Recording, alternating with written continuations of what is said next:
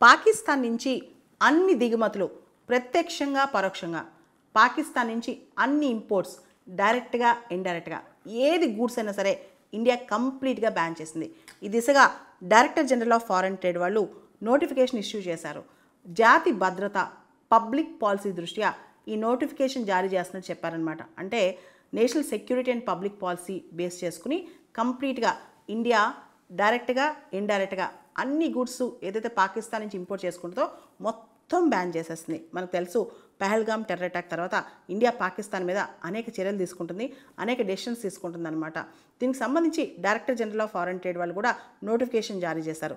మనకు తెలుసు India already Attari Wagah border ఏదైతే ఉందో ఆ ట్రాన్సిట్ రూట్ ఇండియా కంప్లీట్గా క్లోజ్ చేసిందనమాట పహల్గామ్ టెర్రర్ అటాక్ తర్వాత. దీనివల్ల bilateral trade India Pakistan bilateral trade almost తగ్గిపోద్ది.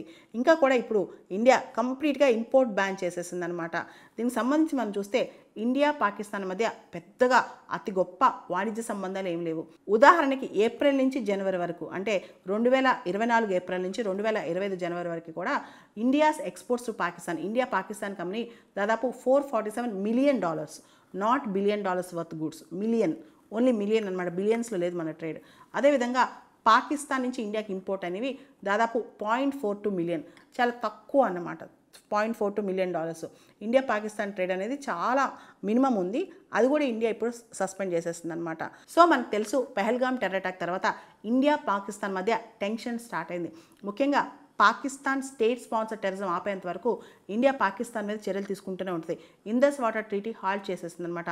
పాకిస్తాన్ డిప్లొమాట్స్ కొంతమందిని పర్సోనా నాన్ గ్రేటాగా డిక్లేర్ చేస్తుంది. దాంతోపాటు పాకిస్తాన్కి సంబంధించిన కొన్ని అంశాల్లో ఇండియా చాలా స్ట్రిక్ట్గా ఉంటుందన్నమాట. ప్రత్యేకంగా అట్టారీ వాగా బార్డర్ కూడా క్లోజ్ చేసేస్తుంది. దాంతోపాటు పాకిస్తాన్ నుంచి ఏం కొనుక్కోనని కూడా చెప్పేసింది అనమాట ఇండియా. పాకిస్తాన్ ఇంపోర్ట్స్ మీద ఇండియా విధించిన ఈ బ్యాన్కి ఏదైనా మినహాయింపులు ఉండాలంటే దానికి గవర్నమెంట్ ఆఫ్ ఇండియా అప్రూవల్ ఉండాలన్నమాట.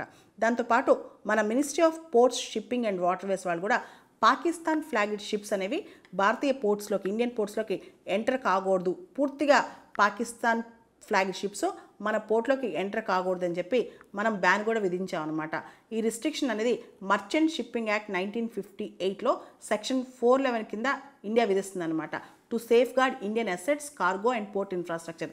మన పోర్ట్ అసెట్స్ని కానీ మన కార్గోని కానీ మన పోర్ట్ ఇన్ఫ్రాస్ట్రక్చర్ని కాపాడుకునేందుకు పాకిస్తాన్ ఫ్లాగ్తోనే ఏ షిప్ కూడా ఇండియన్ పోర్ట్స్లోకి రాకూడదన్నమాట. దీనివల్ల ఓవరాల్గా ఏంటంటే మన నేషనల్ ఇంట్రెస్ట్ జాతి ప్రయోజనాలను కాపాడుకోవడం కోసం, అదేవిధంగా పాకిస్తాన్ మీరు కనుక స్టేట్ స్పాన్సర్ టెర్రరిజం మీరు టెర్రరిస్టులకి హోస్ట్ చేసినా స్పాన్సర్ చేసినా ఇండియా సహించబోదు అని చెప్పడం అనమాట. దీనికి సంబంధించి మొత్తానికి మనం పాకిస్తాన్ నుంచి ఇంపోర్ట్స్ బ్యాన్ చేసుకున్నాం. అదేవిధంగా పాకిస్తాన్ షిప్స్ అనేవి ఇండియన్ పోర్ట్స్ దగ్గరికి రావద్దని కూడా మనం బ్యాన్ విధించాం అనమాట. ఇవన్నీ కూడా పాకిస్తాన్ చేసిన పనులకి మనం వాళ్ళకి తిరిగి గుణపాఠం చెప్పడానికి.